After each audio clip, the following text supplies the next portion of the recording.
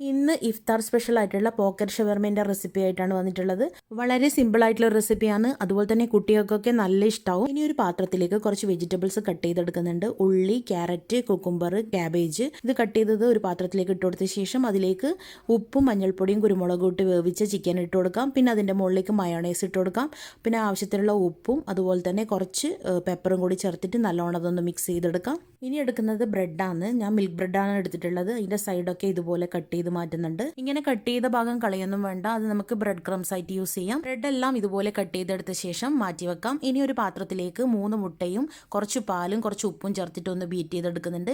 നമ്മൾ 2 ബ്രെഡ് ഒരുപോലെ വെച്ച ശേഷം ഇതുപോലെ ഒന്ന് ഡിപ്പ് ചെയ്തെടുത്തിട്ട് ബ്രെഡ് ക്രംസിൽ വെച്ചിട്ട് ഇതുപോലെ ഒന്ന് കോട്ട് ചെയ്തെടുത്താൽ മതി. ഈ കുറച്ച് വെച്ച ശേഷം തിരിച്ചു മറച്ചുവിട്ട് കൊടുത്ത് ചെറിയൊരു ബ്രൗൺ കളർ ആവുന്ന വിധത്തിൽ ഫ്രൈ ചെയ്തെടുക്കുന്നുണ്ട്. ഫ്രൈ ചെയ്ത് വെച്ച ബ്രെഡ് നടുക്കെ കൂടെ കട്ട് ചെയ്താൽ ഒരു പോക്കറ്റ് പോലെ കിട്ടും. അതിലേക്ക് നേരത്തെ റെഡിയാക്കി വെച്ച ഫില്ലിംഗ് സ്റ്റഫ് ചെയ്ത് കൊടുക്കാം. ഇത്രയേ ഉള്ളൂ. ഒന്ന് ട്രൈ ചെയ്ത് നോക്കണേ. Thanks for watching.